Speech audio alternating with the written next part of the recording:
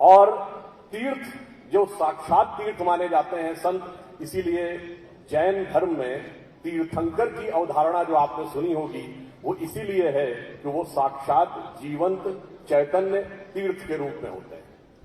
मैं बहुत समय न लेते हुए सिर्फ एक अपना अनुभव बताना चाहूंगा कि जैन धर्म जिन व्यवस्थाओं को आगे बढ़ाता है उनका प्रभाव कितना व्यापक है। जैसे उदाहरण के लिए अंग्रेजी में एक शब्द होता है शमन, SHAMAN, जिसका अर्थ होता है कोई भी व्यक्ति जो रिलीजियस यानी कि साधु संत प्रकृति है। और आप जाके चेक कर लीजिएगा, ऑक्सफोर्ड डिक्शनरी में भी ये लिखा हुआ है कि शमन शब्द मूलतः श्रमण शब्द से निकला है। वही श्रमण जो जैन साधु श्रमण कहलाते हैं, उसी श्रमण से अंग्रेजी का शमन शब्द निकला है। अब मुझे एक अपना व्यक्तिगत अनुभव ध्यान है। 2008 में मैं ACYPL American council of young political leaders के प्रोग्राम में अमेरिका गया, तो उस पूरे प्रतिनिधिमंडल में मैं एकमात्र शुद्ध शाकाहारी व्यक्ति था। अब चूंकि सरकारी दौरा था तो हर जगह शाकाहारी भोजन की व्यवस्था करना उनकी जिम्मेदारी थी। तो न्यूयॉर्क, वॉशिंगटन जैसी जगहों पे तो कोई समस्या नहीं होती। हम लोग ओहायो स्टेट के इंटीरियर में गए तो वहां पर जो वहां की स्थानीय विधानसभा होती है, वो स्थानीय सीनेट के वहां जैसे अपने यहाँ नेता मुख्यमंत्री होता, नेता प्रतिपक्ष होता, वहां राज्यपाल सिस्टम है।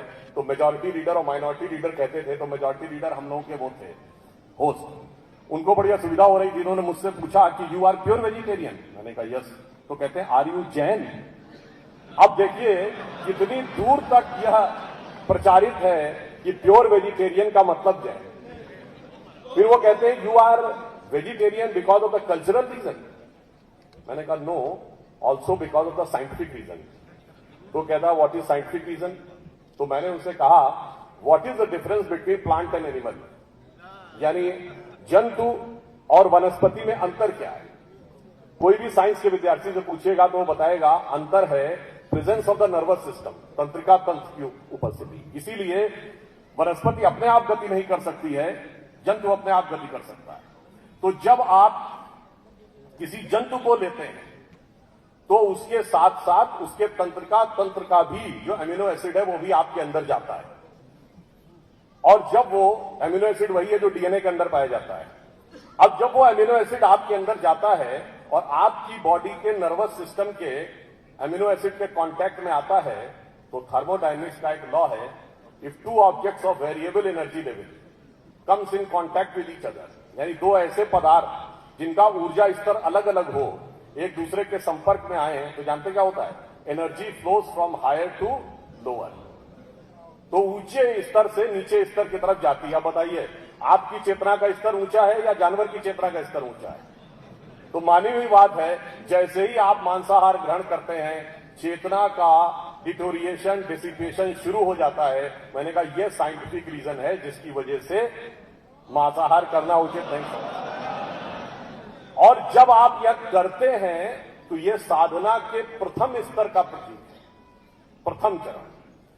तो वहीं से आत्म संयम की उस मुकाम तक पहुंचते हैं जहां पर शतावधानी व्यक्ति बनता है, यानी 100 प्रश्न एक साथ पूछे जाते हैं और उसी सीक्वेंस में उत्तर देते हैं। अभी 2015 में और 2018 में बेंगलोर में एक जैन युवा सन्यासी थे, फिर महाशतावधानी 200 प्रश्नों का एक ही सीक्वेंस में उत्तर, और सहस्रावधानी तक होते थे।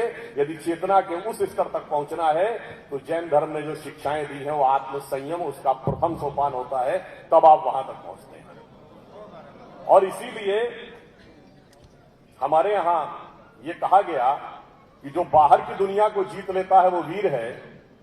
बाहर जो संघर्ष करता है, बाहर में बड़े बड़े युद्ध जीतता है, वो तो वीर है। जो अंदर की विजय प्राप्त करे वो ज्यादा बड़ी विजय है। इसीलिए एक बिंदु ये भी कहना चाहूंगा, आपने दुनिया के तमाम देश सुने होंगे, सब जगह क्रांतियां सुनी होंगी। रूस की क्रांति, चीन की क्रांति, ब्रिटेन की क्रांति, अमेरिका की क्रांति, मगर भारत दुनिया का एकमात्र बड़ा देश है जहां क्रांति नहीं सुनी होगी। क्यों? इसलिए यहां लड़ाई बाहर के लिए नहीं, अंदर के लिए होती है। और जब आप अपनी अंदर की चेतना को अधोगामी से ऊर्ध्वगामी करते हैं तो क्या होती है? संक्रांति।